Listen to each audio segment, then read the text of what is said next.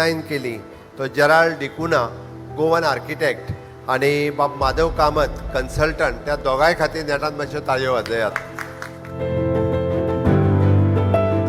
Unique design आणि unique consultancy न्हंयन खूब बिल्डिंगो बांदता. मुंबय तर डायरेक्ट वयर काडटा शो एक हे कसो, पण ती बोटीच सारकी बांदप आनी लोकांकूय ती बोट कशी दिसप तो अनुभव घेवपाक मेळटलो की हय आमी दर्यानूच आसा आनी आमी बोटीनूच बसल्या. परत एकदा सांगता की this is a unique building not only in the Goa but in the country. ही युनीक बिल्डींग अशा पद्दतीचो डिझायन हो रेडी केल्लो आसा. छत्रपती शिवाजी महाराजांचो राज्याभिषेक फाल्यां आसा. तांच्या कडेन नेवल वॉर हे खूब मोठ्या प्रमाणात आशिल्लें आनी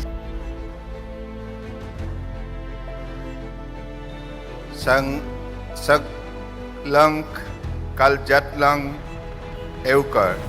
हे सही. The words I want to conclude with a beautiful line. Please cooperate. सहयोग कीजिएगा. देव बाड़े करू. सही है ना?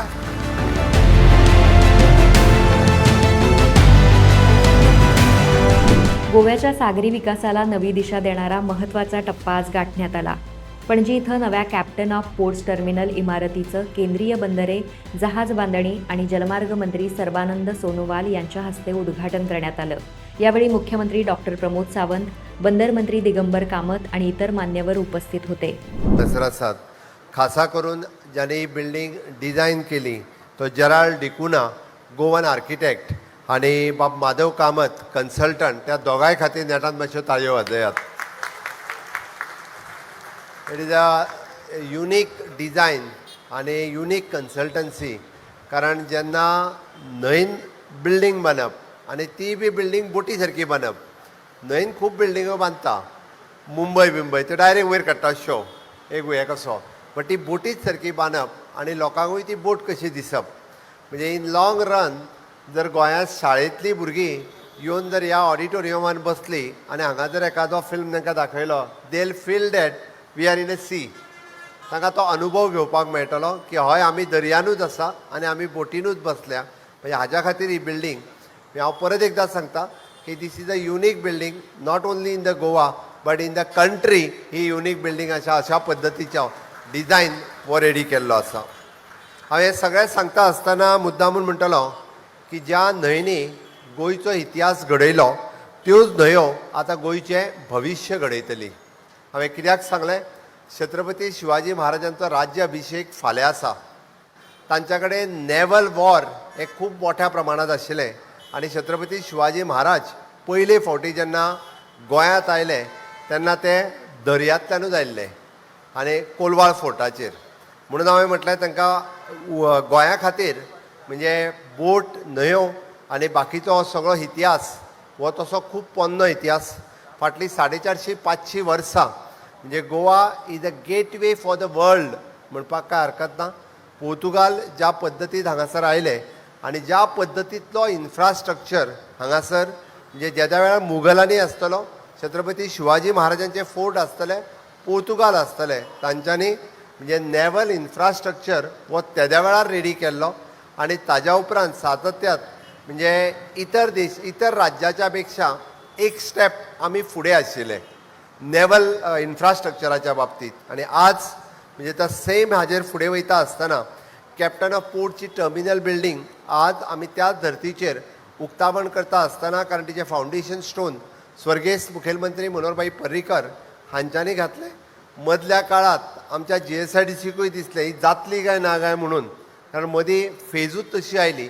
बट कालांतरान आमचे GSIDCचो सगळो स्टाफ, कन्सल्टंट हांच्यांनी सगळ्यो केसीस आनी बाकीचे सगळे ओवररूल केल्यो केसीस सगळ्यो आमी जिखले आनी ताज्या उपरांत ही बिल्डींग आज आमी कंप्लीट केल्या.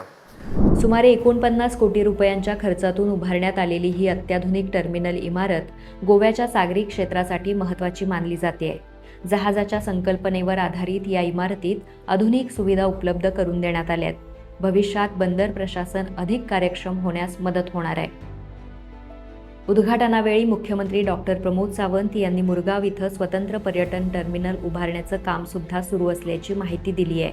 पुढच्या 6 महिन्यात हा प्रकल्प पूर्ण होईल असा विश्वास त्यांनी व्यक्त केलाय. या टर्मिनलमुळं क्रूझ पर्यटनाला मोठी चालना मिळेल, तसंच जलवाहतूक अधिक सक्षम होईल असंही ते म्हणाले आहेत. मुख्यमंत्री यांनी आणखी एक महत्त्वाची घोषणा करत 30 सप्टेंबरपूर्वी गोवा मेरीटाईम बोर्डची स्थापना केली जाईल असं सांगितलंय. या बोर्डाच्या माध्यमातून राज्यातील बंदरं, जलवाहतूक आणि सागरी विकासाशी संबंधित कामकाज अधिक प्रभावीपणे हाताळलं जाणार आहे. यावेळी बंदरमंत्री दिगंबर कामत यांनी विकास प्रकल्पांना अनावश्यक विरोध न करण्याचं आवाहन केलंय. राज्याच्या आर्थिक विकासासाठी बंदरं आणि सागरी पायाभूत सुविधा मजबूत करणं गरजेचं असल्याचं त्यांनी स्पष्ट केलंय. दरम्यान कार्यक्रमाच्या निमित्तानं गोव्यातील खलाशी संघटनांनी केंद्रीय मंत्री सर्बानंद सोनोवाल यांची भेट घेत वेगवेगळ्या मागण्यांचं निवेदन सादर केलंय. निवृत्त खलाशांच्या कल्याणकारी योजनांमध्ये सुधारणा तसंच परदेशी जहाजांवर कार्यरत भारतीय खलाशांच्या हिताचे प्रश्न सोडवण्याची मागणी यामध्ये करण्यात आली आहे. सगलंक कालजतलंग एवकर, ये सही है?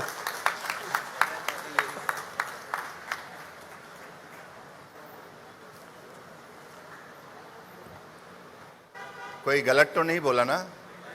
हाँ, अगर गलती हुआ भी है तो आप सुधारिएगा प्लीज.